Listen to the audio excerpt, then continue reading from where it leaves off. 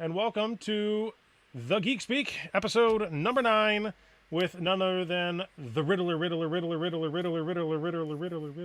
man, Josh, We got Josh. echo effects. Nice.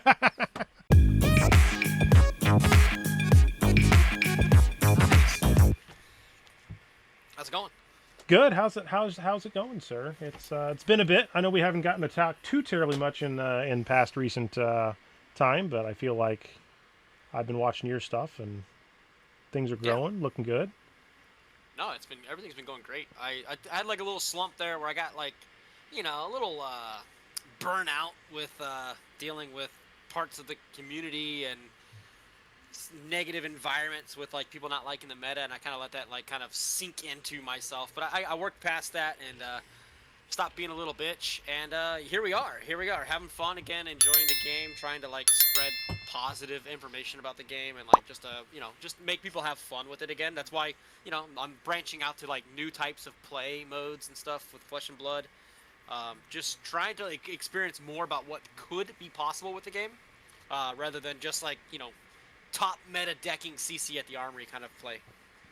Well, I think you're starting to fall into my shoes, and I know Alex Ashenwing TCG is pretty happy about the other alternative formats, right? The formats that the hardcore grinders are not caring much about, which is your non CC, so your Blitz, which I know people seem to still knock and hate, but honestly, these right here are probably some of the best fucking Yeah. products. Period, hands down. And I know that there will be a mixed bag, right? You're going to have the existing players say like, "What? Why does this exist?" And after getting to interview Alex at Gen Con, getting to see the sheer amount of people, like no, but I understand that I think I was the only one that made content there around Gen Con time with LSS. I don't know if anybody else got to release something. I think Flesh and Pod is going to have Alex on their channel coming up. I think that they've announced that, so I can say that in here because by the time this comes out, I think that will have either already been in the works or right in there. So that's awesome that they're willing to talk about it. But just seeing the people, seeing the crowd, understanding that there is just a decent amount of new players. I mean, holy crap! Even my little event, my little rinky-dink, hole in the wall punch shot, just see if I can make something happen. I had a couple people show up, and actually one of them added me on Facebook recently, so that was freaking awesome because now I'm starting to chat with them a little bit. But they're from Kentucky; they're not too far away, and it was just a nice little gathering of people, and they're one game in the sea of many, right? But the presentation that they had really was. I mean, I'm gonna sound like a fanboy here. I know I am, but like it was better than other games. Let's just say it was not a Kickstarter style walk up to the booth and be like, "Here's 1,000,000 promos and here's 7,000 free things." It's like no, they're there. They had people playing. They had a plan. They had a great demo team. Like if you wanted to learn it, and people were learning it, I have video of people playing, and there's many tournaments. They all sold out. It was a thing. It definitely was a thing. I'm pretty sure when I was doing some live recording at Battle Hardened Richmond a while back, and that's when I first saw that booth, that little, not even a booth is like an understatement, that sort of construction that they've done with the arches that have like all the digital LED style displays of the current set, and at the time it was heavy hitters. And I was extremely impressed. Now, this was at a Battle Hardened Richmond. That was a fab event, like specifically with, Magic the Gathering. Oh, sure. Yeah. There were still people walking up to try to learn how to play Flesh and Blood. I think they had the Ira decks, like 2 Ira decks to go back and forth. And then I donated them like a whole box of heavy hitters, bulk. And then I saw that they ended up building some decks out of the bulk and were using that to teach people how to play. So that was kind of cool. But I'm pretty sure that was like one of their first experiences or first setups with that whole booth thing. That booth is amazing. Like it actually looks so professional, so clean, so well put together. The people that are working it, obviously, doing their job, teaching people how to play the game. I was really impressed, and I think that, a lot of us in the community, especially some of those people that are no longer kind of with the group of people that we've got anymore in the game that like talk about it. Some have come, some have gone. Yep. But I would say that I think we all take LSS for granted in some ways. They almost always deliver on exactly what they say they're going to do. Even when we criticize them, or even when we forget what they've said, or we misquote them from a video or whatever, when I go back and I kind of like research what they say that they were doing and how they're preparing for the future and what they're, like they're just their whole roadmap, they always deliver. They always deliver, and it's exactly what they say. And if it's not, they give you a very clear understanding of what happened and why it's not. So, they're talking about. There was something I was watching recently. I'm just rambling, so feel free to cut me off. I don't care.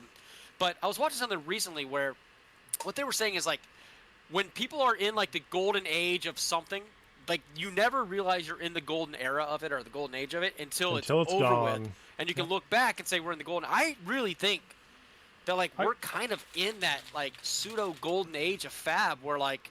I think we're on the tail end of it. Speculation is gone, right? Yeah. I think the reason it's the tail end is, well, at least it's a hiatus. I'm going to call it a hiatus, and I believe it's because in James White we trust, but James White is currently not touring for personal reasons, and if you can find those online, I will leave that as is. But either way, congratulations on that. But essentially, having the creator of the game go to events or having high tier individuals frequent those events. I mean, imagine if Richard Garfield, were to be at a Magic event, right? That can't happen right now, obviously, but like still, it's one of those things where when those were happening, people were like, that was the time, right?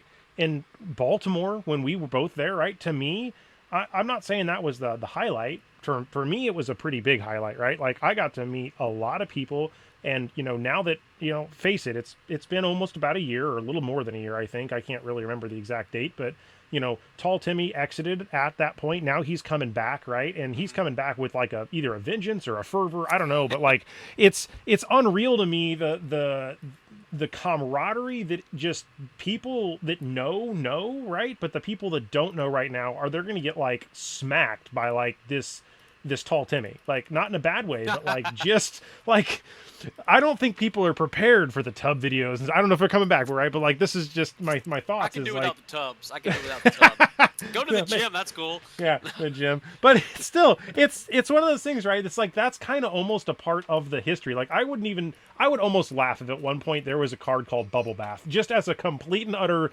hilarious like merchant pun or something, right? But I mean, face it, everybody that's kind of been in the game for the most part has had something baked into the game a little bit for them in some regard. Cosplayers, content creators, I've seen various ones, right? And obviously they're listening, I believe, wholeheartedly. Then, even, again, talking to Logan, right? He's made the joke that they've made a lot of suggestions, and some of those have come to fruition, right? So either they're all on the same brain wavelength or they're listening to feedback and they're actively taking that feedback into consideration, which is fantastic. As different events happen, right, there's different podcasts, and I noticed that a lot of the folks that are still around, going to the kind of people that have come and gone, right, there's been a couple that left because maybe they didn't they had life events or other things happen, and one or two of them recently kind of came back. As an example, like Ragamuffin Man, I think is kind of maybe cool. back in the swing. I've seen some random posts from him, but I enjoyed his content, right? He was a pretty interesting individual, and it's like those kind of people I like when they're around. And back to your whole speculators and thing, right? Like, I don't think there's as many of those around anymore, right? The people that are here, there's really not free attendees anymore, and so they to want speak. to be here. Like, yeah, and even the MAP program, or now the UPP policy, right? That helps protect game stores. It prevents these weird swingy things that happen. Honestly, I think a lot of that stuff is good, and I think that where we're going to be at in the next year or two will look starkly different, because I mean, my Everfest boxes that you were able to buy for $45, or bright lights over here that I think I was buying for $60-65, those probably won't be available forever, right? And I don't know what is that, Tales of Aria? Yeah, I got one back here. Aria Unlimited, the cheapest box that known to man. But let me tell you, so Collector's Week just wrapped up, right? So This is a Gyarados that's not here. I'm going to go to my overhead cam. Let's see if can I do this right. We got Pokemon cards, baby. Can I do this overhead? Bang! Hey. Nope, that's it. Whoop. Damn it. I did it wrong. Almost. I thought I was a professional. Here we go. There it is. So like on here, Beth opened up some Pokemon cards. So this was all the stuff that Pokemon had in the stuff we opened in a recent video for my birthday, which was recent, a couple days ago actually. So there was that, and then I opened an Arcane Rising box. Now I didn't get a lot of good stuff, but I got a couple of really nice Met cards. But what that is to say is I have been working on collecting and finishing this is the rainbow foils from the Unlimited, and sadly one seller sent me a bunch of first edition cards, not knowing the difference, right? But I am almost completed with my Unlimited rainbow foil set of cards here for this set. And that's interesting because, Collectors Week did just wrap up. And one of the most important things is, because even though that box is probably not sought after, right? People really are never going to care much about it. The collector base will care enough, mostly because that box represents now one of the least printed sets. But because it's not meta, the value probably will not appreciate for years to come until somebody has a reason for it to appreciate. Is it, rebuttal? Thoughts? I just,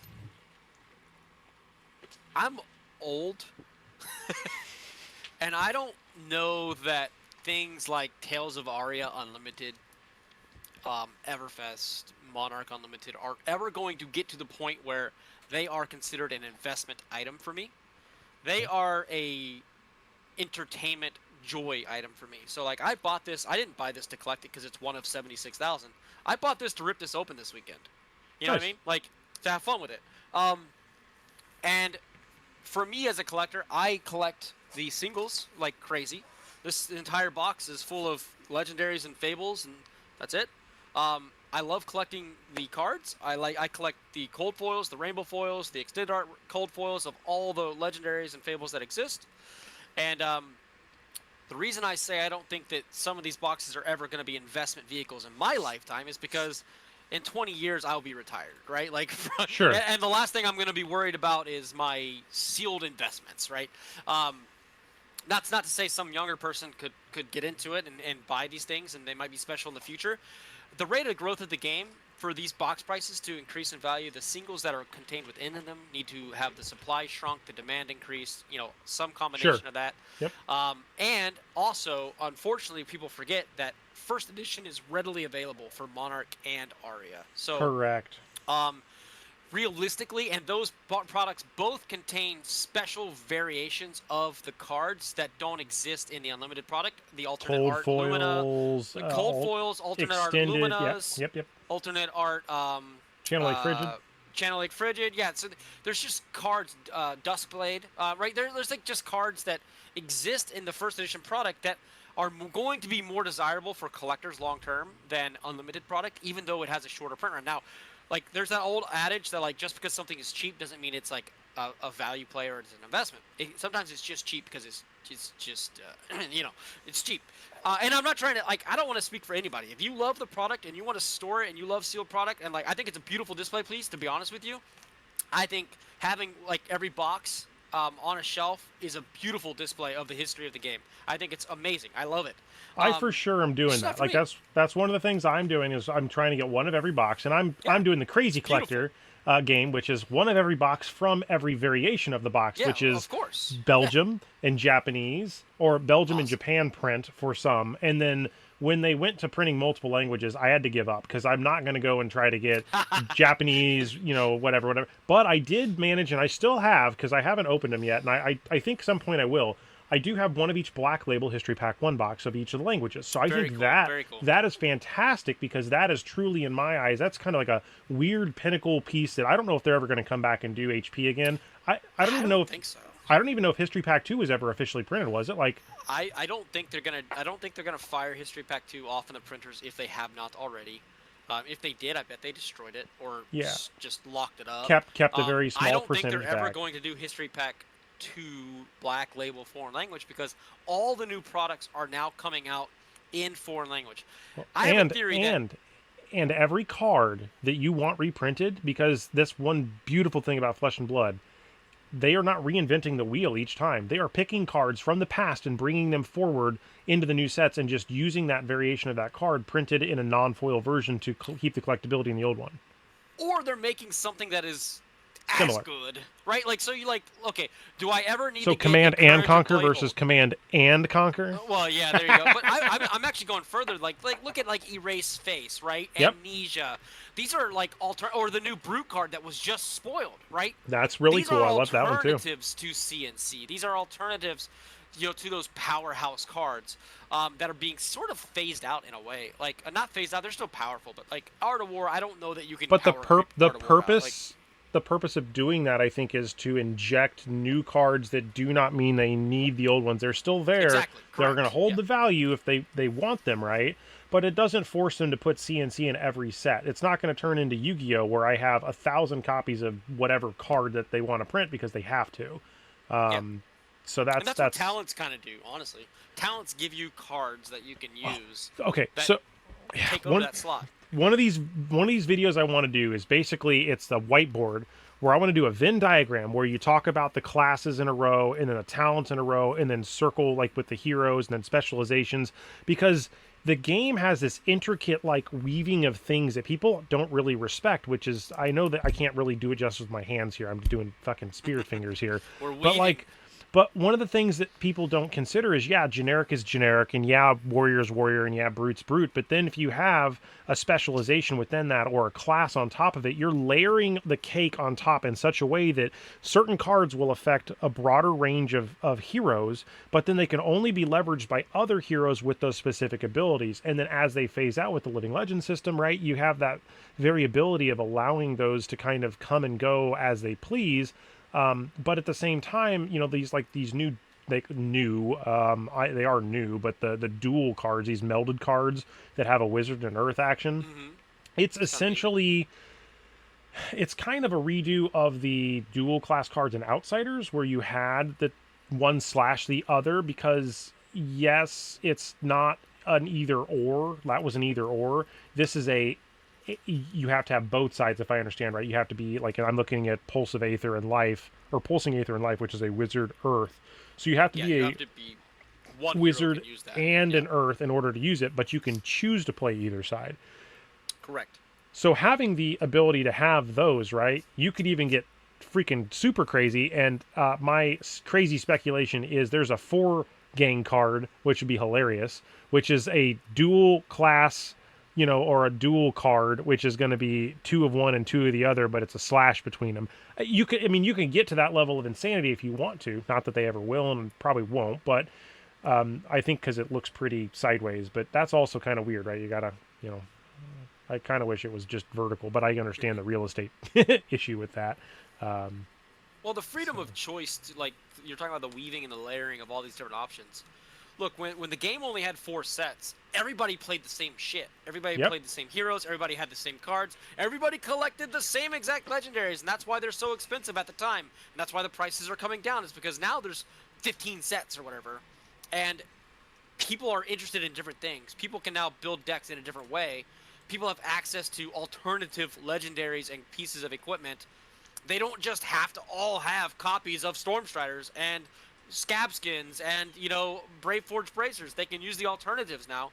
And so because of that, that's why you see prices coming down. That's why you see abundance of availability on the markets. That's why you see random decks like Uzuri popping out of a Pro Tour and winning, because we now have enough freedom and enough expression of deck building available to us that people that are bold enough to try something that's not on a YouTube video and the different formats add to everything too. Yeah, exactly. Living Legend is obviously extremely important to LSS. They would not be pushing it as much as they are and giving it a skirmish and all this stuff and making it an event in Chicago if it wasn't something that they really, really, really wanted to be adopted by the player base. Now that one, I can at least say I'm about a 95 percentile. I'm going to Chicago. Awesome. It's a 3-hour drive, easy enough for me. I would really love to go to your event, and it sucks that I think I'm gonna miss that. But I think just because of some decisions I want to try to do, reduce my overall debt load and things like that, it just doesn't make financial sense for me to do that event. And then also, I really wanted to go to the Florida event too, but really when I started looking into it, I would burn every bit of PTO I had left. I'd burn my airline points. I could make it work, but honestly, I think I want to. I see the bad part is, right, the feeling of not knowing the set drives me to insanity to want to be there and experience with the group to do that. That's why I'm going. But making smart financial decisions, I think, outweighs the momentary value add of that, because I could technically just shut YouTube off for 5 days or a week or what. It's pretty close to the release. And I could just go into the pre-release blind and experience the same thing theoretically. And so could anybody else, right? Like anybody Yeah. could do that same experience.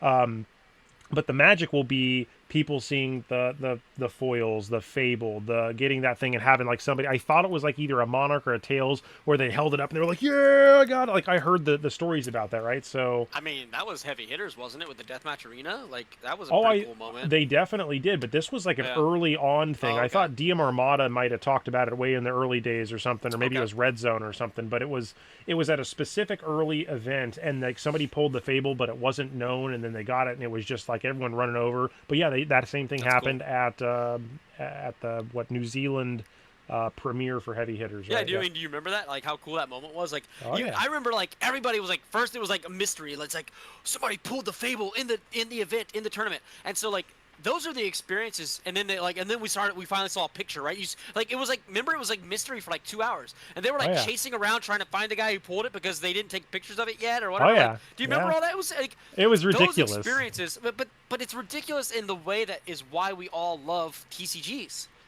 Because Yep. every 3 to 4 months, you get some new crazy stuff that completely rocks your entire world, gives you new stuff to collect, new decks to build, new combinations to unlock, and mysteries to unlock with power levels and heroes and metas. Like, it is literally the lifeblood of TCGs. They are loot box games. I'm sorry, they're pay-to-win loot box games, but you always need some new loot box to open and treasure to find, or else the game dies. And so, I know we were talking earlier about this idea of like the content creators are probably not going to be as involved as much with like spoilers. Yeah. I'm blessed that LSS decided at one point that they wanted to associate with my channel enough to give me a spoiler, and I think those days are done. But It's a It's generic like- equipment it too, and also- every time I'm sorting through bulk, man, I see one. I'm like, Riddler, Glory Riddler, Seeker. glory, glory, I glory. like the card a lot. I mean, the card's literally right there. That's the cold foil card I got sent. Oh, that's on the awesome. painting. So that's the painting. My wife painted the actual card by hand. So that's But her see, painting. you'll cherish And then that I put the card forever. there. Like Yeah, that's yeah. the thing, right? Like there's. But it's new stuff. I'm not trying to talk about the spoiler. I'm just talking about the excitement of new stuff Yep. coming out. And I'll be honest, like if you don't get excited about a new set, even if you don't play the heroes, you're probably in the wrong game. Yeah. Because So we're at set there's just so much 13, cool by the stuff. way. Well, technically 14, because there's 14, 13. right? There's 13 fables, because that's how I was always counting the sets. But I know that there's history pack. There's some yeah. other things. But not to take away from your comment, but one of the things that was mentioned earlier when you said that be excited for the game coming out, and the prices changing and dropping, but I was the sucker that paid $600 for a Arknight Shard when they announced Crucible of War was out of print. So like, Yeah, I didn't say go chase singles at the top of the market. I didn't say that. but did I really lose that money because I haven't sold it and I've held on to it? And the good news is now I have one. So for the rest of my life, I don't have to worry about it because I have it. You lost the perceived value. That's all you lost. I mean, that's it. I mean, that's all. Literally all it's lost. That's you can hold it. Who knows? Arcanite shards could. Do you have every fable yet, or do you have one of every fable? I have every fable, yes, except the Command and Conquer. Conquer, yeah. Which is actually the only thing that I'm trying to find a way to buy or trade at Tampa. Is I want to come home with the Command and Conquer. Now, if you guys watch my channel, and I think you do, every time I've gone to an event, I have said there's one card I'm chasing, and every goddamn time I've come home with that card. Marvel Emperor, Marvel Titanus, Heart of Fyendal. This time, I want to come home with the Fable CNC. Nice. And then the next event, it's going to be the Cold Foil Tunic. So anyway, that's where we're at. I saw one at Gen Con. They wanted $5,500 for it. It was Yeah. right there. It was in my hand. It was in my grubby little hand, and I was like, "Oh, I want that," but I definitely couldn't afford it. So I don't know about 5,500 for a raw. I'd probably be much lower than that, but still, yeah. I don't know. Star City, man, they had a good selection of stuff, but that was the creme de la creme. Yeah. Yep. Looking at the fables, right? Like I get that the whack, because again, I'm not as big of a. I don't even want to call myself an investor. I mean, I guess technically I am an investor by proxy of having sealed product, by having singles, and by selling stuff on the singles market, right? Like I am. At the very least, you're an enthusiast. Yes. So like I have all these, but looking at the prices, right? Like seeing that the original 3 are like above the $100 and something mark. But then every other Fabled after that is actually relatively affordable. Like mostly, I mean, minus the Deathmatch Arena because there's a singular printing of that, no non-rainbow foil. But like the non-foils of all these other ones, I mean, hell, even the Mr. Inner Cloak Goalie is $25. Plague Hive is 40. You know, Yeah, and they're beautiful cards. they are. Now there's the cold foil chase, right? And I think that now some of those might go up based on the print numbers. So that's kind of an intriguing concept. But from a playability standpoint, I mean, they're not gonna go like they're not gonna go up for a while, right? So nothing like okay, things definitely spike. You know, let's see here. I have a Ophidia spiked to $400 when Blaze was announced because opting and the way that she configured ops into playing cards, it was really powerful, right? Hard to I mean, find a year ago it was $550 according to. Oh yeah, it TCG came down. Site. Oh, it came down a lot. I was preaching over and over and over again to everybody. I said, do not buy the first 3 Fables until they are under $1,000 for the set. I was preaching that back when they were like $1,500 for all 3. Anyway, nobody listens to me anyway. But My eye I got from Sloop at Baltimore, so that's my special eye. I won't get rid of that's that cool. one. So, that's cool. Yeah. Like, yeah. So like, there's memories behind a lot of these cards, but sometimes like it's like like I sold my eye at 400. And I bought another one back at 275. So like, yeah, you made money. I mean, it is what it is. Like, so it's fine. I've got my Heart of Findell's for sale right now because Verdance or whatever it is, who who seems to have play. They spiked from 250 to 350 in a matter of a couple of weeks. And I mean, there's only 7 of them online right now. Period. Yeah, one of them's mine. So. Like I do think that and I don't have a problem. Like I do have some attachment. I have a pile of cards back here that were special events or things that people have gifted to me. Like they've sent in trades, like extra cards in a trade, or they've just sent me a letter that says, "Hey, really appreciate what you do in the community and stuff. Here's a card, enjoy it." Right? That's in a special pile of don't ever fucking touch. Like leave it alone, leave it there forever. And those are just to be appreciated, or at the very least, if I ever leave the game or something, give them back to people. I mean, I won your. I think I was a raffle for it was a cold foil Crown of Dominion, I believe, and that's sitting over in my binder over here of stuff I don't want to get rid of, right? Like, oh yeah. I got some stuff like that. I got your dog tag sitting over there. I got the shirt that's up top. I've given away thousands of dollars of cards already. And I've only been in the game for like 18 months. So. Oh, I don't know if you got to see this, but so this is a little sneak peek of what I did for those folks at Gen Con. I made these cool. Little bundles of cards, and again, it's kind of cheesy, right? But inside of this, I was talking to people about buying bulk and stuff. So I specialize at least in the bulk aspect. But inside of it, yes. I gave them a play set. Well, not a play set, but it was a one of. The 5 generic staple cards, Razor Reflex, Pummel, Unmovable, Fate Foreseen, and Sink Below. So cool. they all got one of these. Then I gave them 3 random Majestics, and in this pack, as an example that nobody got, was a Berserk, a Regicide, and a System Failure. They got 1 random Cold Foil. There was a couple of really cool. commons, rares, and some other stuff. And then, of course, I had to. I signed a Crack Bobble, and those are so far the only ones that I've signed. So there are, I think, 6 or 8 of those that are out there. But that was what I gave to the people that came to the event, or the several new players that I saw at Gen Con when we were playing a board game. In my last video, I was talking about this, but we were just sitting there playing. I looked to my right, and there's some people opening a Part the Mistveil, and I was like, holy crap, that's cool. And then I walked up and talked to them, and they were brand new players. They just started. They bought the Azalea deck. They bought a bunch of the First Strikes. They bought some other stuff, and it's like, here you go. I'm going to throw cold foils at you. And I basically did what you did, right? I threw a bunch of stuff from my little binder at them, and they hopefully will have a long, prosperous experience. I gave them a couple of pro tips, like don't buy big until you know what hero you want to buy. Yeah, exactly. Just the basic stuff, the things that are like, hey man, like I know it looks shiny, but you don't want to buy the hero until you know you really like the hero. Like don't waste your money on it.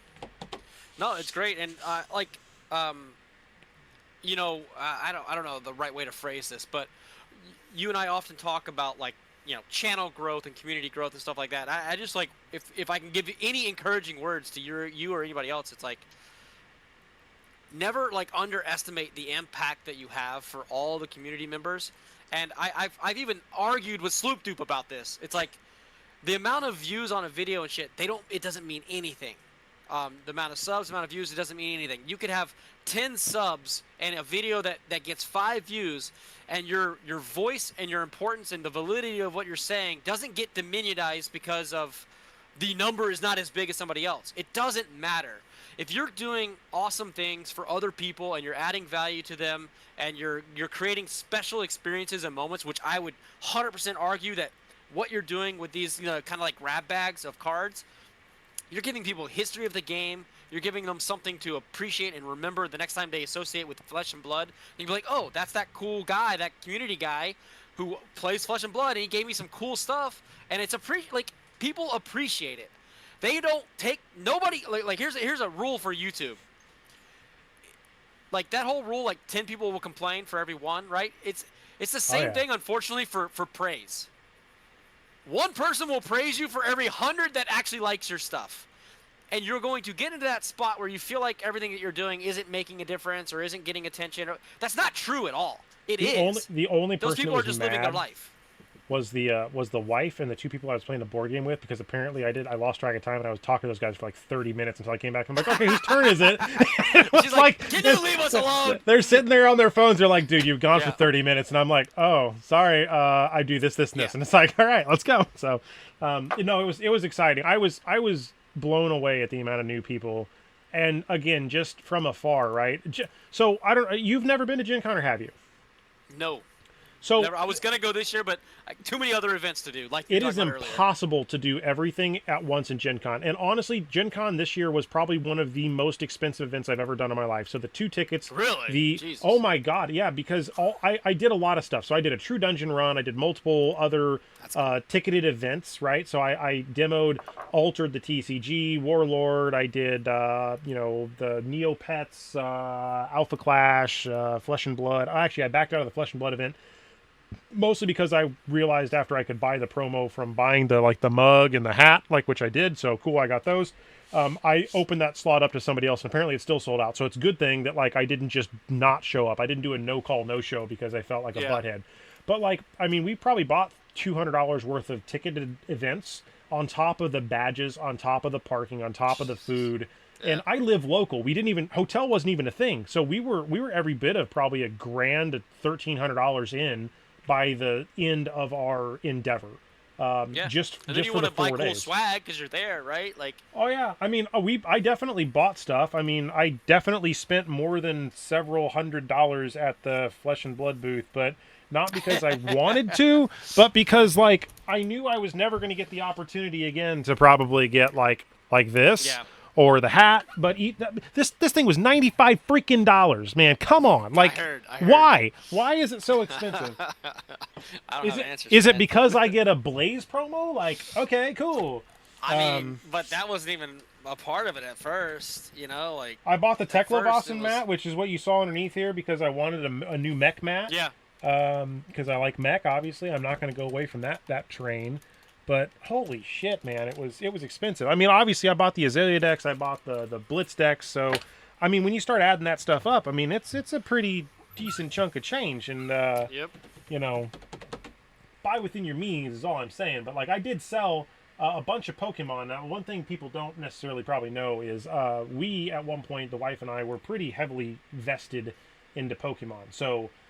Base set packs, jungle, fossil, crazy first edition Charizard, stuff like that. All these things that over the years, sadly, I've always seemed to exit the market at the wrong time.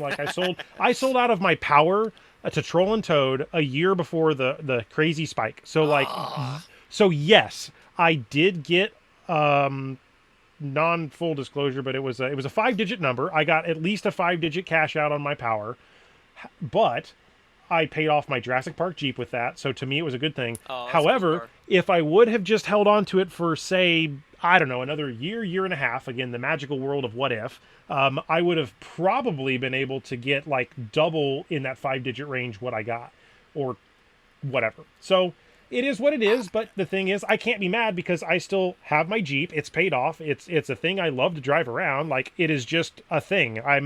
It's a life lesson. I've moved on. Oh, dude, I make that mistake 100 times a month. It feels like hell.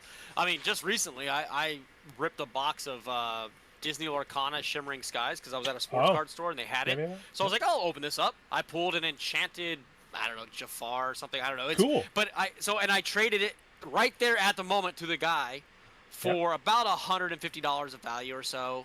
Sure. And it's selling now for like $235, right? So like I missed out on like 80, 50, $90. I mean, I had a card that I just sold for $300 yesterday that I was offered 400 something like a year ago, and I said no. And like it's just like you just got to keep moving forward. Keep moving forward. You're gonna make mistakes. You're gonna have wins too. I sold a Mickey Mouse Sorcerer Enchanted at Gen Con for about $200, Nice. or somewhere in that ballpark. It was one of the only Enchanteds out of the hundreds and hundreds of dollars worth of Lorcana that we purchased. First, the first chapter stuff.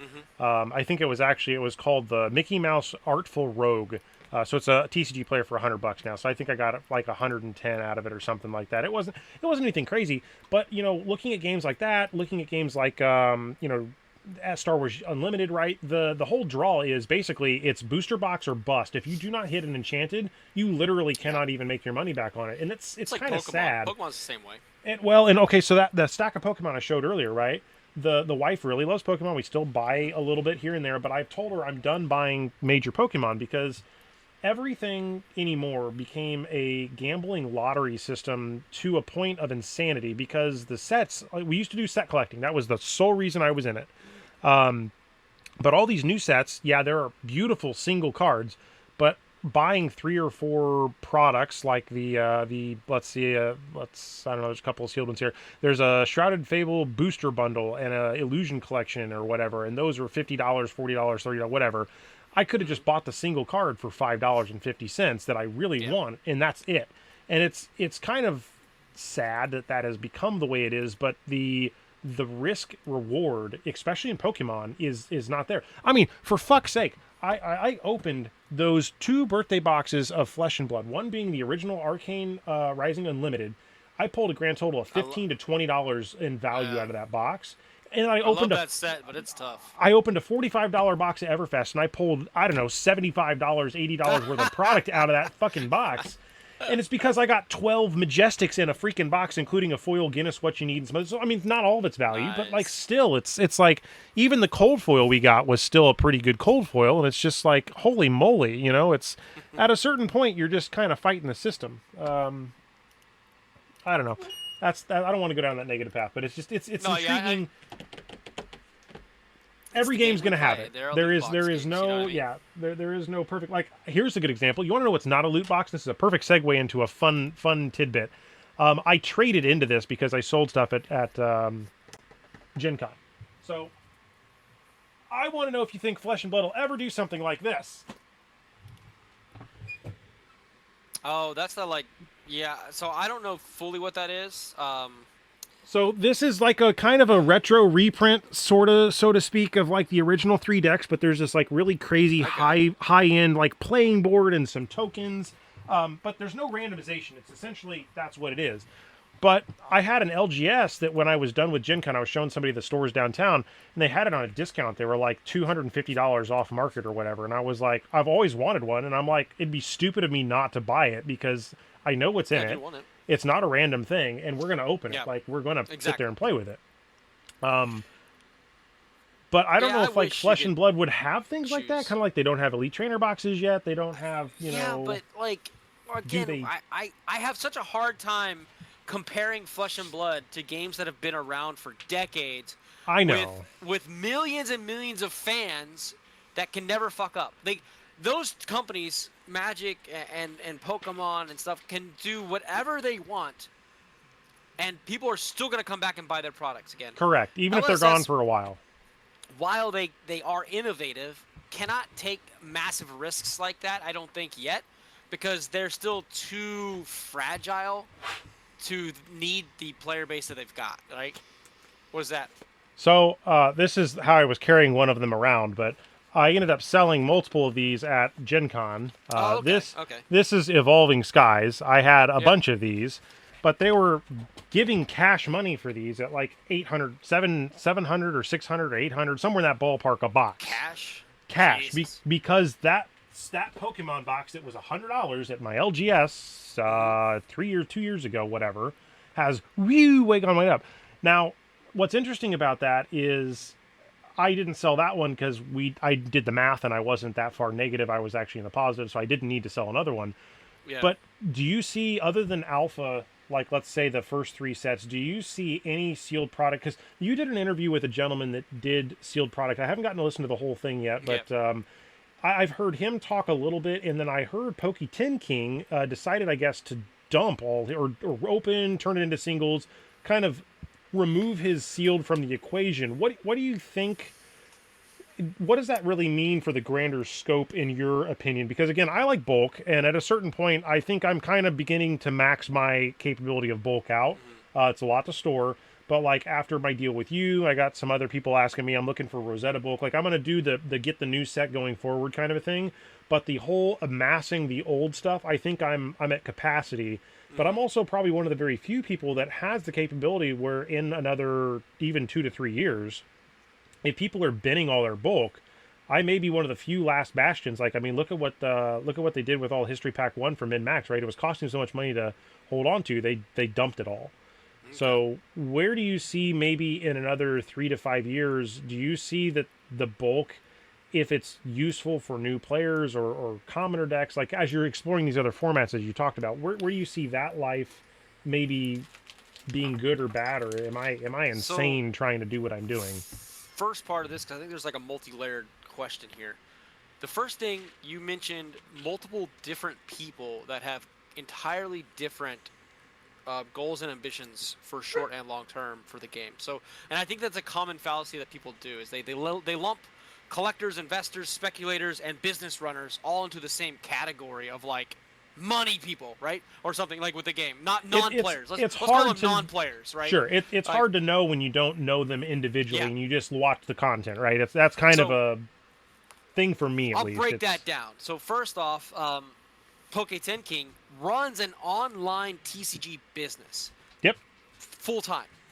Oh yeah, that is true. Yep. He needs constant cash. He doesn't. I'm not saying need as in like he's broke or anything. I'm just saying, but like he lives in a cash-heavy business that constantly needs to cycle into the next purchase or the next collection. And if he buys them at like 60-70%, then he can sell them at like 80-90%, make that margin, make a little profit, and move into the next thing, move into the next thing, move into the next thing. So for him to hold on to a box that's worth $40 for 3 years doesn't make sense. Correct. Right? I would agree with that's that. one type of person, right? That's a business owner. The sealed case is a guy who loves collecting sealed product. In fact, he doesn't open shit. We like beg him to open stuff. He doesn't open any sealed product. He just buys sealed product. He buys a case here, there, a case here, there, a case here, there, and just stores it. And his goal, or not his goal, but like what he wants is that stuff to become scarce and special and valuable in the future, in the long-term future. He's an investor. He's speculating, as so to speak, on all of these products. He does it diversified. He buys all of them, right? He doesn't just buy like, oh, I'm going to buy 10,000 boxes. He buys Blitz decks too. Tales of Art. Tell me he buys Blitz decks. I don't know if he buys.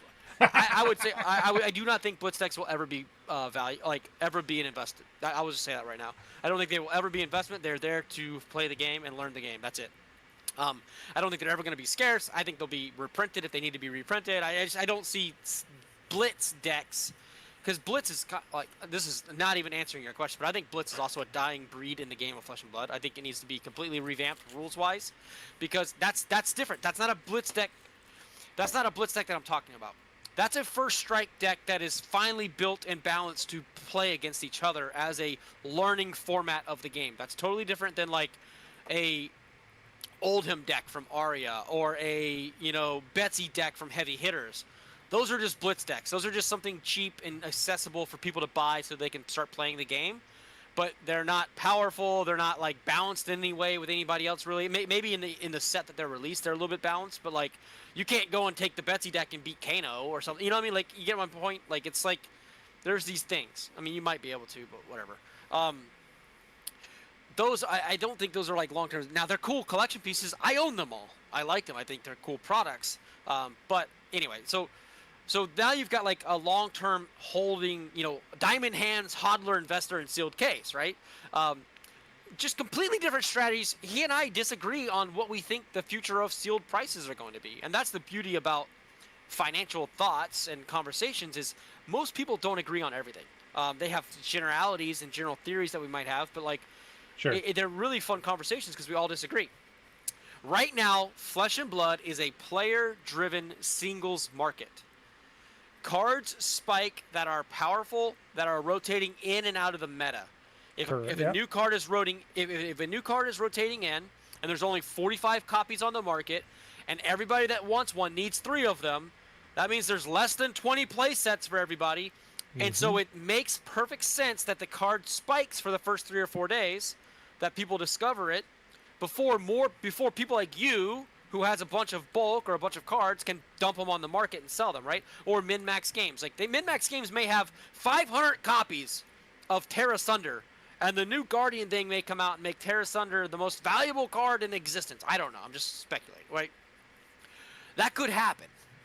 But it doesn't mean that they're going to have all 100 listed on the market at the lowest price possible, right? So they're going to eat up the supply, and then they'll drop some more at the new higher price, and then the supply will get eaten up again. They'll drop some more at the new higher price, and that's how the game is played. So when you look at all these cards available online, right now, the speculative investor business play is to bet on singles. That's why people are opening some of their product, is because this is probably going to be $40 to $50 for the next 2 years, if not longer. Sure. That's a variance of $10 or 5% or But whatever the it is. Like, it's no big deal. But the spellbound creepers that are inside of that exactly is 120 or 100. So it's worth. Whatever. Is it worth the shot? Like, and the worst case is you open it, you lose $40, but the best case is you maybe get like $100, or maybe you get a new Horizon for $80-$90. Like, so there's a chance that something's great in here, but it's not. But like, there's just different trains of thought. But the old sets also miss the marvels. They don't really have, and that's kind of where it gets real interesting, right? Is you kind of get to that point where you understand, at least as a player, collector, investor, whatever, that if you're in for the long haul, you know that the older products have a kind of a charm to them that's missing in 2.0, where you have these kind of Pokemon-esque alternate art kind of things, or the marbles and things. You don't get that hit in the old one. It's either one legendary per case, or you know you're getting 6 Majestics and one of them might be a rainbow foil, and that's it. If you hit those, you're kind of done, or you might randomly get a fabled. Yeah. And the other problem with Fab 1.0 is, like you just alluded to, is like the case hits. It was a case hit product, not necessarily a box hit product. Now there were situations, I know I personally have seen a box or a case of Monarch First have 5 legendary cold foils in it, or it was like, yeah, I think it was crazy. 5 legendary cold foils in a case. So like those statistics are still a probability, right? Yeah. I don't think anybody should ever buy loose boxes of Fab 1.0, because for me, I believe that most people selling them opened up a case, stopped when they got to a legendary or a fable, and dumped the rest. It may not be true, but if you can't verify the source of where you're buying this from, that they are a ethical seller that doesn't sell product knowing that it has a very low likelihood of having something in it. Sure. Most of us don't just have access to those people at all times for all products that we want to buy. Like, this was bought randomly on eBay. I have zero expectations that this has shit in it. But if it does, I'm going to open it. I'm going to have fun. It's going to be part of a video and an experience for the community to hang out and have a good time. But if it does have something in it, hey, it's even better, you know? Like, I recently pulled a Fabled from the loose buy, 2 of them, and I pulled a Fable from one of the loose boxes from Tales of Aria, and I was like, holy moly! So on my quest to open one of every one in my own hands, I've been able to do that. And honestly, going back to some of the stuff, the only reason I would want to keep some of the sealed, as an example, is so that in a couple years down the road, I can go to an event with you and say, let's draft, let's say... I love Arcane Rising. At some point, almost all my Arcane Rising will be ripped. All my WTR will be ripped. But I have WTR that's Belgium, that has the Drone of Brutalities in it, and I have WTR that's Japanese that doesn't, right? And I, as a person that's been in the game for a while, know that they removed Drone from that. So we could have a fucking blast playing a UPF sealed, where I could be like, here you go, you get these, and then we build something from it. But you can have the possibility of drones in it compared to like the other one where that's not even a possibility. That's how I'm looking at the stuff I've kept to the side, which I'm sure my positions are nowhere near the quantities. It's like, I even think Josh, or I'm sorry, not Josh, I think Poketin King said he had like something like crazy, like over 100 cases or something, or some big number. So he ripped obviously but those guys, quite a bit. Like, some of the guys in our Discord, I'm not going to throw their names out there without them being present, but like some of them buy 100 cases at a time, right? And we just, we all work together to provide value to our communities. Like mine would be like the Discord, right, that you're a part of, Might and Mead. Like we offer cases for $280, where we can. If we can get them. If we can't get them, we can't. So like there's like opportunities out there that people can take advantage of, and that's like, it's just like I think Flesh and Blood is probably the most affordable TCG other than like a dead game, like Battle Spirit Saga or something, right? For a living TCG where people are still competing for actual prize purses and the community is growing. It's the most affordable, accessible game, and I don't care what anybody ever says about, Fables are so expensive, but nobody. You don't need I've never the Fable built a to deck play. with a Fable in my life. I never have, and I never will because I don't want to put a Fable in my deck. I don't want to shuffle it. I don't want to hand it to somebody else to fucking touch and fondle. Like, but my Yorick deck will have all of that shit in it. I promise you. I don't want it. I maybe call me like a greedy little golem, but I don't want people touching my precious, man. Like that's mine, baby. Get your hands off of it. I also like have a little bit of a lack of trust of people at like conventions and stuff that I don't know. Like I don't really travel with like expensive stuff. It's the way I am. I just would rather have no mark on my back of like, some of those people like brag about taking, like I'm taking $50,000 of cards, and it's not like I don't scares the living shit out of me. No, I would. Yeah, I am worried life, to travel man. with my Leave camera equipment. Like the camera equipment. I know I've kind of openly said this to you and some others, but like at a certain point, depending on like insurance replace value, like we're talking easily 20 grand worth of stuff, maybe more. And if I go to these events, like I'm going to PopCon at some point, which is going to be, coming up. This will probably come out after that, so there's no risk of me, saying it right now. But like, I don't want somebody coming up and like, okay, yeah, this camera in front of me, this is probably $500 to $600, right? It's a 4K, it's a little handy cam, but you add that, you add all the little ancillary items, because the camera it's just like buying a car. The car's not expensive; it's the fucking shit that goes around the car. Like all of this is probably every bit of $150, but then you got the battery, you got the extra cables, you got the mounting, you got the cage, you got another cage. Like that's probably, $200 worth of stuff just there, and that's just to hold the camera so that I can do the thing where then I have the microphone and everything. So it's like obviously that's why I wear Walmart and Target clothes. I drive basic cars. Rule King, baby. I just don't want anybody ever to target me. And I don't want to ever have to defend myself in any situation. So that's why I don't. Moral of the story is, I don't like. So I think the game's accessible because if you can still play and enjoy the game without having to constantly shift your deck, change with the meta, and enjoy it. If you're gonna be a pro, shut the fuck up and put up the money. Because that's a different world. You want to be a pro, be a pro. Don't be a non-pro. Go be a pro. I mean, I have no problem with that, right? Like. If you want to be a pro and you want to always have to build the meta deck with the best cards, there's a cost to come with that. But if you're like 99% of the rest of us and you just want to play the game and enjoy it and go to your armories and go to local events, it doesn't cost you anything. And you can literally just go buy the Azalea Armory deck or the KO Armory deck, and you can have a great experience, have a chance to win. I think the game's great. And then we're talking about boxes. What did we say this box was? $40? What did we say? What is a Mistfail box right now? Probably $80 on TCG Player. 85, yeah. Magic the Gathering comes out play boosters at like $145. What are we even talking about here? It's Pokemon ridiculous. Boxes are $110, $120. Well, what are we literally talking about? MSRP is 143 something for a Pokemon box because that's just so what are we talking said. about here when people say that Flesh and Blood's too expensive? What is the problem? I don't understand. Like, even. So Pokemon's like what 110, 120. Lorcana $69 by the way for a Part the Mistfail box. Yeah, I bet you can get it cheaper on TCG Player or eBay. I bet you can. And that's not even talking about like the. It's 70. It's 70. Well, it's $80 with shipping. I guess it was. $80. They're doing the 69 plus 10 shipping and 77 plus 2. Still $79. It's $80. Yeah, 79, $80. All right. So Lorcana cost me $125 to buy that plus tax. Right? Like I can't. What is One Piece? $100? I literally can't think of a game that is Lorcana cheaper sealed. Lorcana sealed right now, $228 for the one, $150 for this one, $119. They're the cheapest ones they have, which is like Into the Inklands. It's like an older set. It's like $100 and something. You mentioned what was the other one? One Piece. I'm just throwing them out there off the top of my head, man. One Piece is a pretty interesting game. I mean, people are. I think a lot of people were spending money on that one. Well, even Star Wars Unlimited is another good example. Can I even find One Piece that quickly? I don't even know if I can. A, B, C, Well, I don't D. want to compare it to like Star Wars because that game's only been. That's like comparing it to Sorcery. There's just the game's too new and there's not enough product. They're on what like set Sorcery's two. a So whole. like They were at Gen Con, man. That's gonna. I'm trying to talk about games that have like 6, 7, 8 box sets out there. But you get my point. Like, I guess I shouldn't have used Lord Kana as an example either because it's only got like 4 sets. But um, I I don't know. I hate that argument that Fab's too expensive because you can enjoy Fab in a myriad of ways now for like a very, very reasonable budget, I think. Product type sealed. Here, I found it's on the main banner. That's why. Those are stupid expensive. This is $85, $50. Yeah, I mean, I guess it depends. $80 for a Wave One, whatever that is. But it's not really. I don't think it's an apples to apples comparison because I don't think you get as much in those boxes as you do in a Fab box.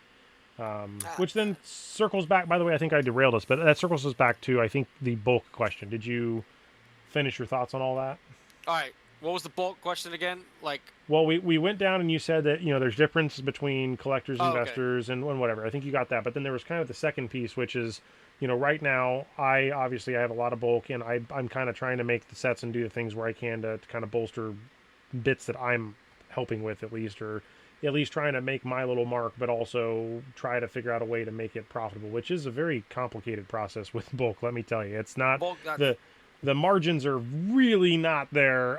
But when you see places like again Min-Max throwing away the pallets of Fab HP1, in 5-6 years, I mean obviously going to reprint some of this stuff, I'm sure, right? Like I don't think there's a chance that there's going to be cards that are falling off the radar, but if nobody saves the bulk and everybody's throwing it away except for people like me, how many people like me are out there? I guess that's my question. Yeah, I don't know that there's that many people out there like collecting bulk. I think there's people that have a bunch of bulk because it's just the byproduct of like chasing other things. Like people like me. Like I'm literally looking at 10 3,500 count boxes of cards and 6 cases of cards with just bulk shoved inside of it that I don't really need or want in my house. Now, oh shit. LSS has proven, though, the problem that you might face is that LSS has proven that if there are rares and commons that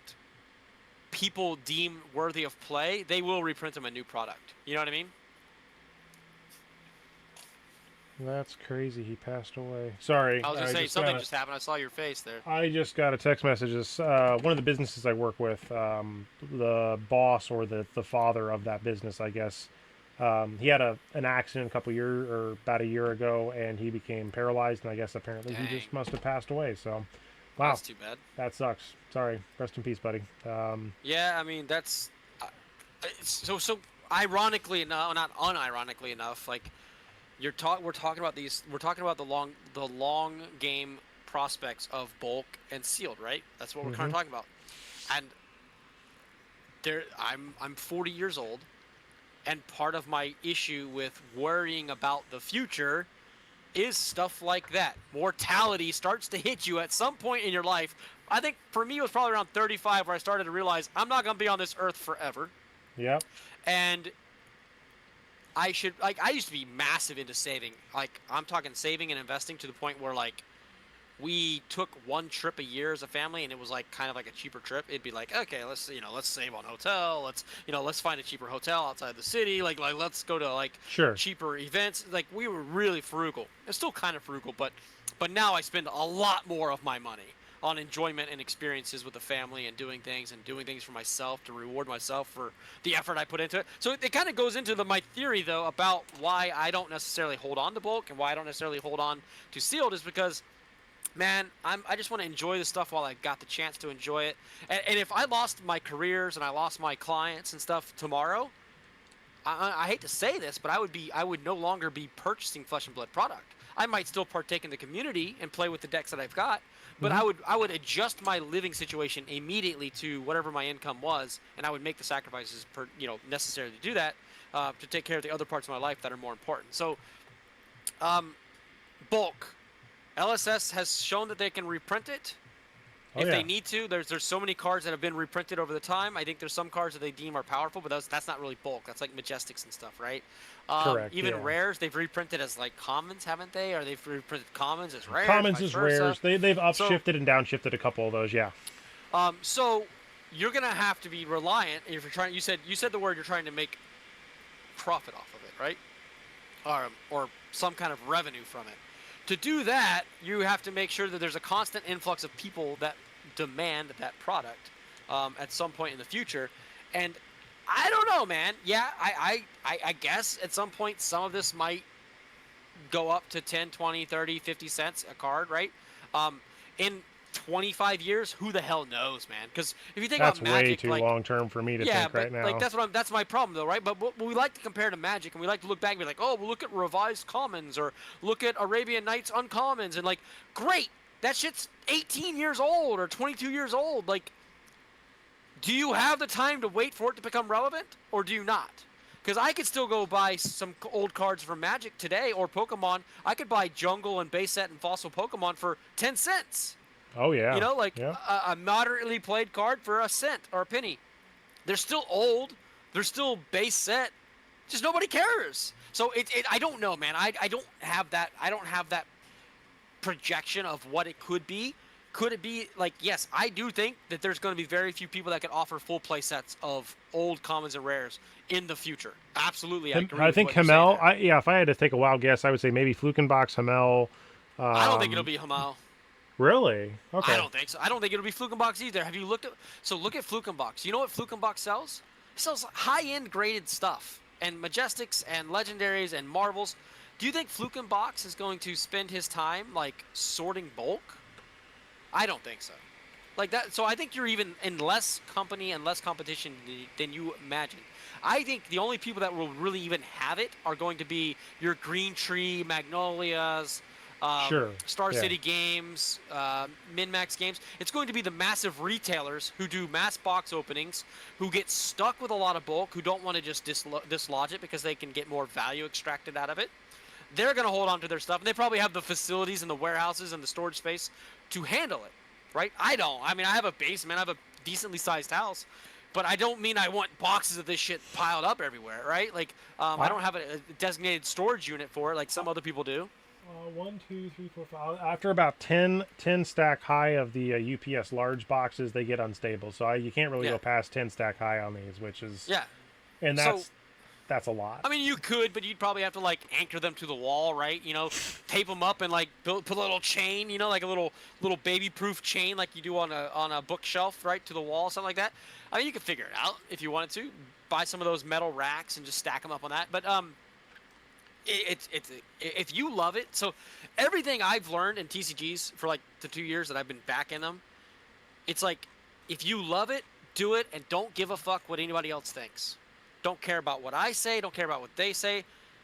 Do what you want to do, and if you and don't be so like if you decide 6 months from now you no longer want to do it, don't feel ashamed like you have to stubbornly prove that you were right. Just make the shift and do something else that you enjoy. And that was me, dude. I don't know if you know this, guys. I was trying to get 1% of the sealed product available on Flesh and Blood on TCG Player in my storage, by the way. I was buying that much product. So people are talking about chasing 1% of bulk. I was chasing 1% of the sealed product available on TCG Player. I bought thousands and thousands and thousands of Flesh and Blood sealed. And then I got very, very sick in early 2023. And I decided at that point, what good are these sealed boxes going to do for me or my family? And I ripped everything open. Opened it all. And that was the start of my true collection at that point. Because I pulled Fables, I pulled, Tunics, I pulled, everything. Majestics. But you probably got all those boxes at pretty good prices, too, if you think about it, compared to where they're at today, maybe? I guess. I mean, brother, I had Crucible firsts and everything. I was buying a lot of product. I was on eBay buying every bundle deal I could find, like averaging like the boxes to a certain price. I can guarantee you I paid a lot more for like Monarch and Aria and Everfest than what they're currently listed at. I promise you that. But some stuff maybe was a little bit cheaper. But I mean, Crew at the time that I opened my Crew boxes were $700 a Well, box. and So you opened one there at I think yeah, I opened one Baltimore, in right? Baltimore, I mean yeah. that was pretty fun. Yeah, it's fun. I mean, it's fun. Like I said, that was after the point, by the way, where like I had decided to move on with my sealed decision. That's why I was opening it. So is the truly think market people of just do singles what you versus love, dude. sealed? Do what you love. Do you think that there's? I know I have not paid as much attention to the finance world of Fab as I probably should, but there is, when I look at the listings for things, do you think the listings on TCG Player have any relevancy to the quantity that exists? I know a lot of people talk about older Magic sets and older stuff. Again, when you talk about the age, right, from just ripping things open and being gone, like even Pokemon products, right? There's some of those that have just kind of disappeared and dried up. Do you foresee the Fab print run numbers versus maybe say the percentage that are on the market? Obviously, I haven't seen an alpha box on those exclusions, right? Those are kind of a little bit more hard to judge, but like Crucible of War Unlimited, do you foresee, as an example, Crucible of War Unlimited, like is there's not a lot of those out on the market, I don't think. Crucible of War Unlimited? Yeah, let me look at how many like on TCG Player. Like, pretty sure you could buy cases of it right now if you really wanted to. well, is cases or are there pallets? Like, I'm thinking of like a Rudy situation. Like maybe it's a bad comparison. Like Rudy's a unique human being. Yeah. Very unique. Current buy list. Oh, this is new. Current buy list price quantity 28. Median price current sellers 11. Holy crap! They keep updating.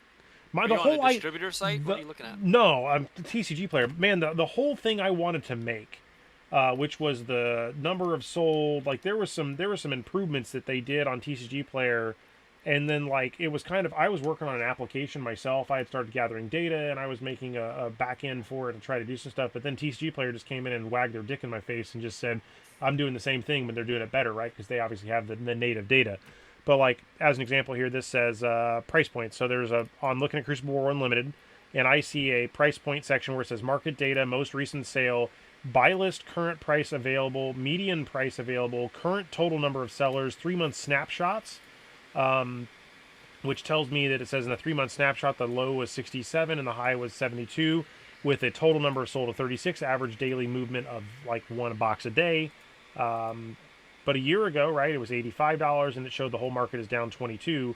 However, there's only 10 listings for a grand total of 28 available on the market as of this moment. Period. So the amount available doesn't matter.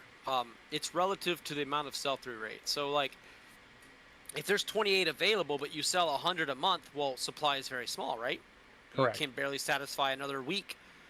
If supply is 28 and the sell-through rate is 1 a month, you have theoretically 28 months worth of shit on it. Like, you all the numbers. So no statistic is ever useful in it by itself. It has to be combined with other data to paint a more clear picture of what's going on in a market. I mean, this says in 1 year they've only sold 294 boxes. If this is right, it says 1 year, 294 boxes sold of Crucible War Unlimited on TCG Player. Period. It's not That's much, it. is it? No. So if you put that into perspective, and they printed 50,000 of them, while that number sounds small to us, is it really small? There's got to be somebody got a lot of it somewhere, because if there's a lot more was opened, obviously not within the last year. Like, sure. A lot more would be open right when the product came out. Like, it's not your total sales, but I made this argument very loud and clear on one of the other podcasts I've done. Is that like, or maybe it was my own. Hell, I don't know. I do so much of this stuff. Like, where I showed the amount of product being sold month over month over month, and it's very low. Like. And there's a couple other websites it's 1,000 boxes. Like it's like 2,000 boxes, 1,800 boxes. It's nothing. Okay, so here I will share my screen in a second. I gotta move a tab over so that I don't reveal my home network IP. Now, not all sales are on TCG Player either. Just a caveat, because I know somebody's in the comments going, "TCG Player isn't 100% of the sales of the community." Like, I get that there's LGSs, like, but TCG Player is an example of people that are buying. So All right, hopefully what are we this looking is at? Sync hopefully below. this is Why are the we right looking way. at sync below? Okay, so this is part of that data set I'm talking about. So inside of here, they've changed some stuff up. So down here, you Okay. you get these. Oh, it's not showing it in this one. So That by the is way, I don't have that shit on my screen. I don't see price points. I don't interesting. see 1 month snapshots. Any of that. Okay, I'm gonna go to this. Okay, so you don't see this. Like this is the Nope, kind of I got none this of is that. the crazy stuff that I don't quite understand. So inside of here, we see the May, June, July. I can see the sale through quantity. So somebody at one point on this day, right, 72 of them sold. If you go back a year, someday on this day, 325 sold on that single day or that single week. But like you can see the quantity, the volume. Look at this, the buy list. You know, there are currently available 1,578 of these. There is 87 of them, or 80 of them median related. There is some low price points. Total sold in the last year is 5,079. How many play sets is that? That's, quick math is what, 3 times or something. Yeah, 100, 1,500 or so. Like my computer's fucking up. 1,750, 1,800, somewhere in that range. But I mean, there's an example, right? You have a much higher sale through rate on this, but you also have a much higher quantity available. Yeah, I mean, yeah. it's a common, isn't it? Sync below? Isn't that a common? It is, but it's a common that's worth probably one of the most expensive commons in the entire game. Period. Oh, I didn't even know it's that much money. Shit, I probably Oh my shouldn't God. have thrown all mine out. I think I threw all mine out, or like, not all of them out, but like they're definitely piled up in bulk somewhere. You really, and here's the other trick I like to do, and this is the thing, right? If you're selling cards, I highly recommend you do this. You go to all filters, and you sort by sellers with at least, and you change this number to 3. If they don't have 3, I don't count their price. Period. I do not.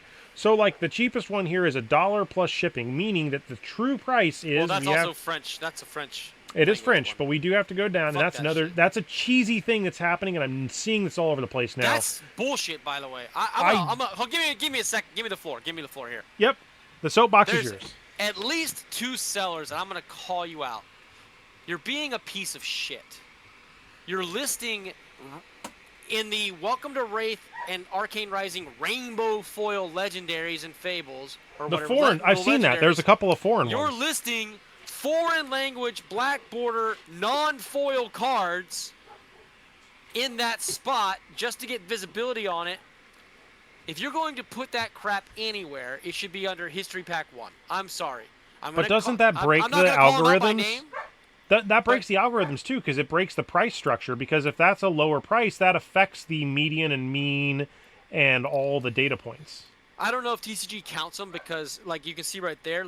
If you scroll back up, look at the lowest price. It says $175 with $1.27 shipping. So it's actually listing the one that's not altered to the French. So it may not even consider it for those statistics. I don't think it does. However, Okay. it's just bullshit. All right, I'm gonna call out bullshit when I see bullshit. I know I get why you're doing it. Nobody cares about History Pack 1. And therefore, you're trying to put it in front of more people by putting it under the unlimited. But you're going to deceive somebody who doesn't know what they're buying. Even though you have a picture in the description, some new person to the game is going to click on yours because it's the cheapest one, not realizing that you're selling them a product that has nothing to do with what they think they're buying. I don't like it. Everything has $1.27 in shipping. I was hoping to try to find My shipping's up to $1.79, by the way. dude, Stamps are $75, dude. This is getting crazy. So, that's another problem with trying to sell bulk, right? Like, at one point, it was kind of feasible, but then now to sell bulk in an envelope, it's almost like I have to sell somebody an entire deck, which gets into the specialization. Instead of trying to sell through TCG Player, it's almost better to just say, hey, contact me and I'll make the damn deck list and then give you, $5 for the core and then $1 for shipping, and then basically for $6 you get all the commons for a That's CC why I or a increased Blitz. my shipping. So my shipping cost is increased, and people are probably like, yeah, but that just means to hit the bottom of the market, you have to lower your price of your card. The point is with the higher shipping is I want people to buy more than one card. Correct. I want to bundle. I want them to buy multiple cards. I want them to buy the card that they want and then add other cards onto it to make the shipping make more sense per card.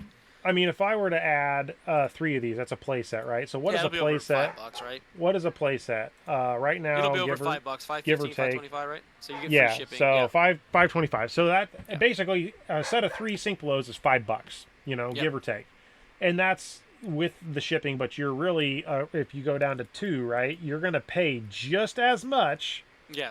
and you're getting the third Exactly. free. That's so most people would just throw on the third one because it's like whatever, 50 cents more I get a third one. My average cost will be reduced, etc. Right? Makes sense. But this is why I'm curious, right? So I'm seeing some interesting data here that I don't know why. I don't know if it's because I got I mean, I'm not even logged in here, so I don't know if I'm on a special beta release or what. But You have some sort of privilege that I don't have. I can. As I've started seeing this data, this is the kind of stuff that I've been working in the background to try to make a tracker because I wanted to start tracking the through. Because again, this goes back to like a lot of different things. But like you said, the amount of that are on the market, how fast they're getting sold through, to kind of help me gauge, is the game growing? And the short answer is the game is growing. People will all the time probably say, they don't think it is, but like it very much is, based on seeing the throughput of singles and seeing the throughput of people at Gen Con as a good example. But it is not comparable to Pokemon. It's not comparable to Magic. You can't compare it to those. No, it's nowhere close. It's 100x or 1000x less. Like, people have to stop comparing Fab to Pokemon and Magic the Gathering. They sell 11 billion cards a year, like, of Pokemon or something. Have you heard of this other site? It's kind of it's a person that's related to somebody no longer in the yeah, Hometown TCG, right? I used this site for a recent video where I explained sell-through rates and print run numbers and all that stuff. Yeah. It's a pretty, so you know about it. I'm not even gonna pull it up, but yeah, it's a solid piece of useful data. I mean, again, data can be used in any way, shape, or form as long as your narrative fits what you're trying to project, right? But I think that data does show some pretty unique things as far as scoping and size and scale that most people just don't understand. Yeah, yeah.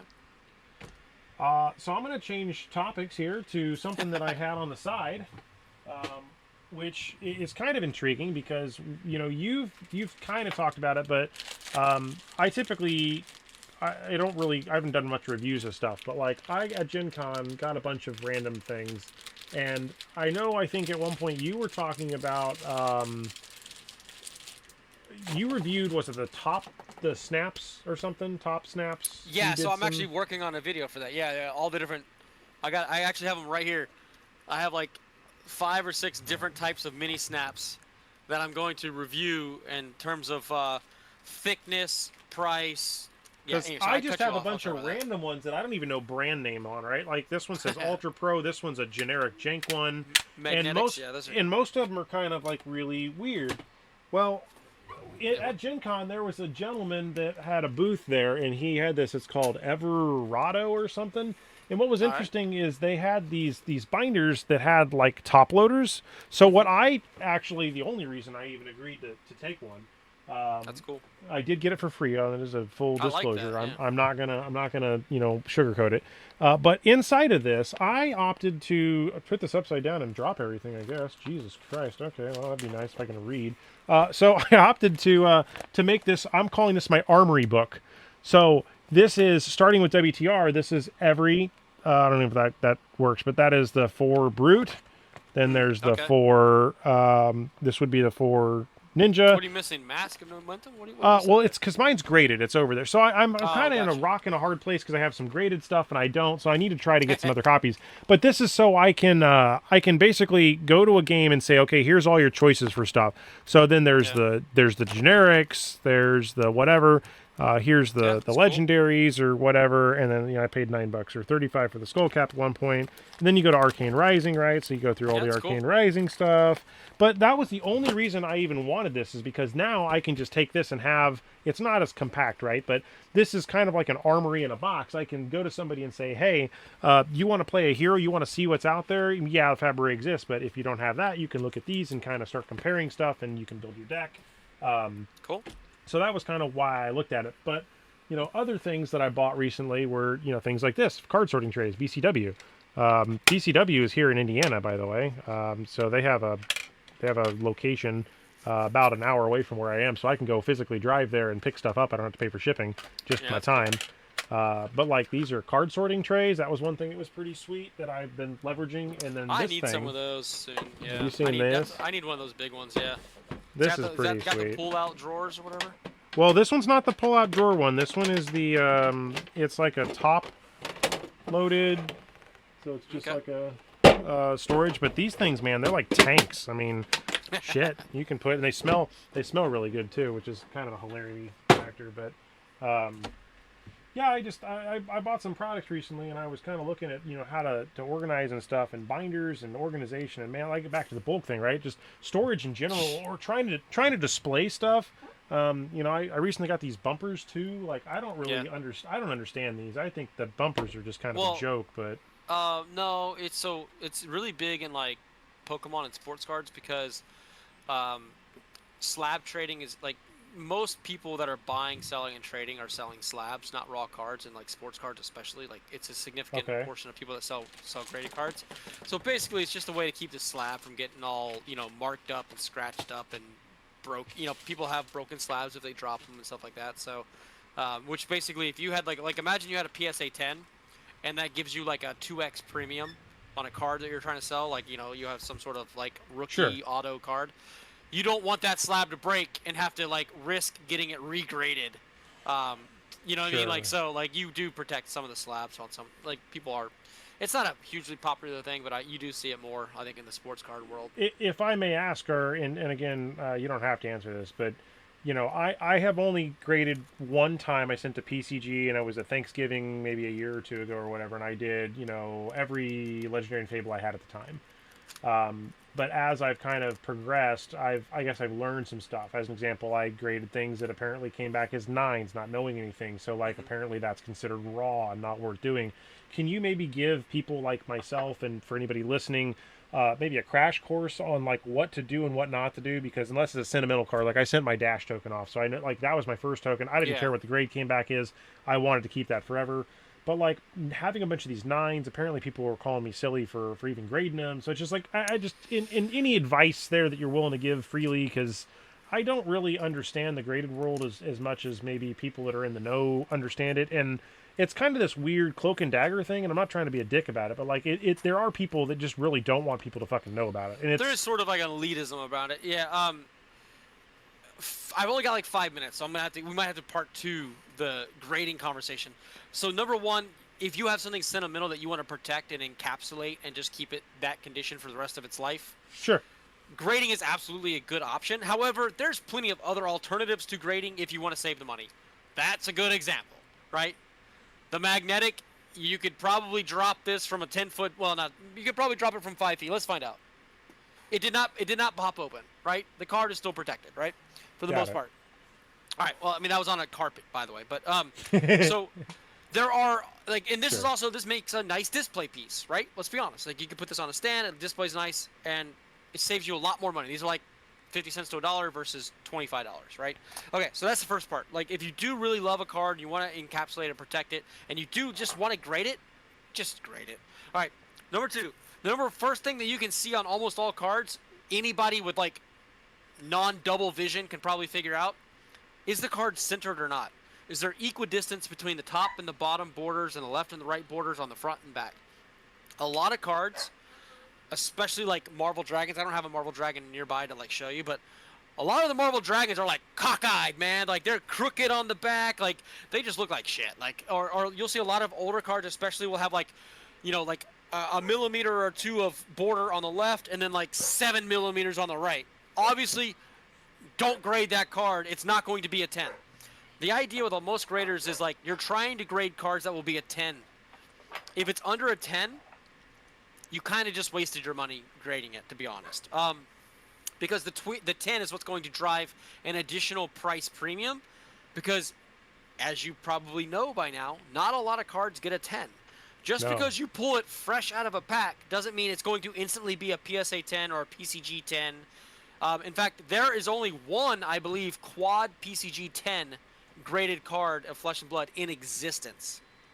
So, if you think about that, that 10 is going to drive a premium to collectors because they're chasing the top of the line best version of that special card to collect. So that's why grading has like this elitism to it, is because people that like take the time and money and effort to like actually diligently go through and grade their cards, they've put in a lot of time and effort. They don't want to give that knowledge away for free, right? Because if the more people that are getting 10s is competition with their low pop valuable cards. Does that make sense? Sure. All right, No, it does. So there's 4 basic criteria: centering, surface, edges, and corners. I think that corners for most people it's pretty easy. If you see like little white nicks and tinks on it because it's been damaged or it's been going in and out of a top loader or a sleeve, and there's whitening on the edge of it or something, it's not going to be a 10. Edges, there's a reason why a lot of us don't use perfect fits. The reason we don't use perfect fits, this one's in a perfect fit, so I'll show you. This is going to be a giveaway card anyway. See that perfect fit? What you might notice is that it's straight up on the edges, and to get it out, I have to like almost bend the card to get it out. What is it doing right here? It is literally scraping the edges of the card. Does that make sense? So you're more likely to dull and flatten your edges that way and not have them sharp and crisp for the graders. So a lot of the times people that put stuff in the perfect fits, you're actually probably damaging your card from being a PSA 10. So these penny sleeves then are a good choice? Penny sleeves are the best choice. Like something like this. This is a penny sleeve where your card can float freely without abrasiveness, friction, right? That's bad, right? You don't want to obviously beat the hell out of your cards. You know, not having there's top loaders that are very, very tight. Don't use those either. Use the looser top loaders or use the, the grading ones. So corners are pretty obvious, I think. Centering is pretty obvious. Edges are not as obvious. Now, obviously, whitening or dings or dents, don't grade that card unless you're like, again, unless you sentimentally just want to do it. Because, again, if your goal is to get high grades, you need damn near perfect cards to send in. Surface is a little bit more challenging. I actually have been, I'm actually working on a submission now to try to get some 10s myself. I have multiple different lights. So in this room I have, this is what would be called a natural light. This is supposed to like replicate like the sun.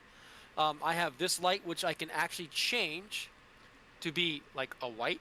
You see my face changing? A blue? Yeah, your color, yeah. A yellow, a white, a blue, a yellow.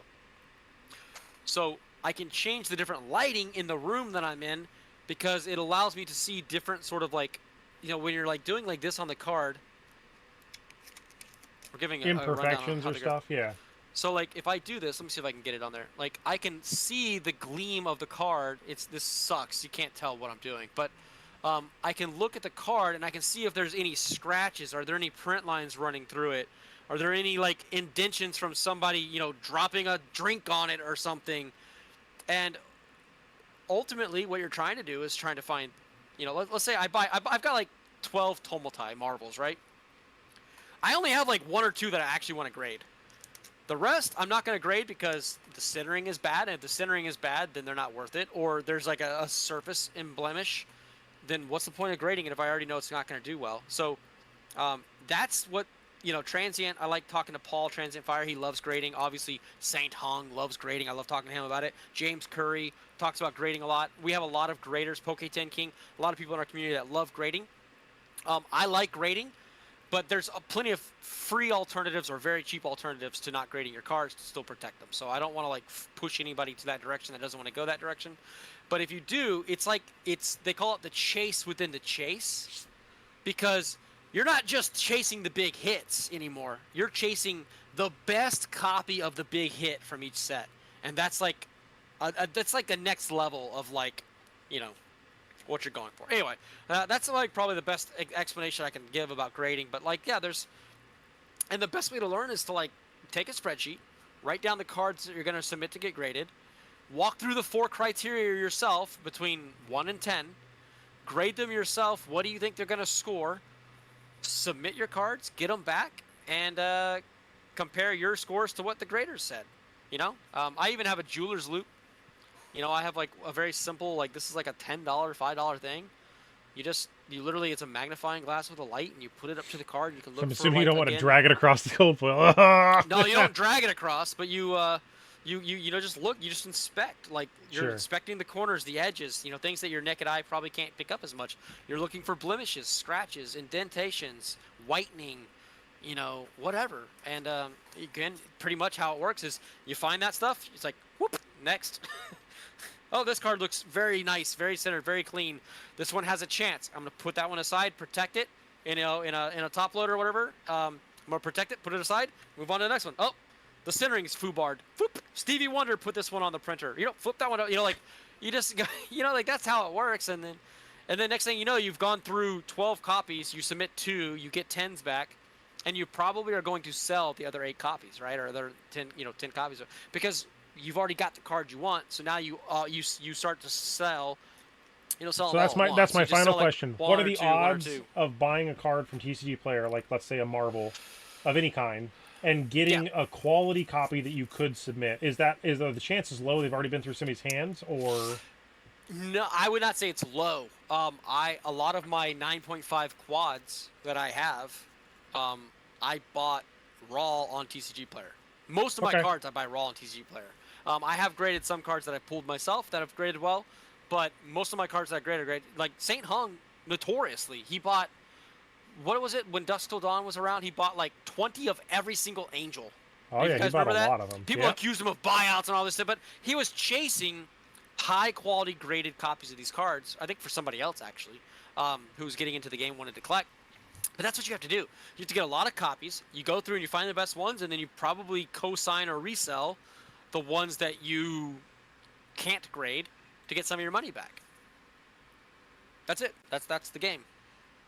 And TCG Player is a perfectly fine place. I'll be honest with you. You probably have a, well, no, eBay's great for buying expensive loose cards. The reason eBay's great is because you can see the card. You can contact the seller and ask them for more pictures. Discords are great too. Facebook Marketplace groups, the high-end Facebook Marketplace group for Fab. It's great places to look for all this stuff because you can ask people for better pictures. When I buy $100 plus cards, I typically ask for pictures because I want to make sure that it's at least near mint and gradable. If it's an ugly mug, other ugly mother, I might just either offer less or pass and just say, let somebody else take it that wants to play with it or that wants it in their collection. I'm looking for a gradable copy. Gotcha. So, well, yeah. I think we'll end there. I think you said that your time is wrapping, so Yeah. I appreciate the conversation. And where can folks find you? I'm sure people mostly know, but just in case they don't. Riddlerman Gaming on YouTube, Kick, Twitch, Twitter. I think that's good. And YouTube, obviously. Yeah. All right. And I'm Jacob. It's on my channel. Yeah. You should be able to find Geeks me. first. Obviously, you're already here. Duh. So, all We right. found Well, until next time, may your games be fun and your friendships grow. Cheers. Thanks for having me. All right. Well, that's it. I'll let you jump off. By the way, I want this gavel of natural order so I can have a fucking adjudicator, but I've not been able to. They're $300 for the So copy of that expensive, card. dog. Yeah, I'm trying to. I've got Tyrannus. I've got those cards too. I don't have I've got Yorick, but I don't have all the play sets of all the things I need for Yorick. So it's just too expensive, man. Yeah. It's just not worth it yet. Taylor. I want to do the Taylor, and fuck me. That's nope. $4,000, 2,500, something like that. She's Or expensive, buddy. two ofs, because I think she's the young. So, anyways. All right, man. All right, buddy. Appreciate Cheers. it. I'll see Bye. you.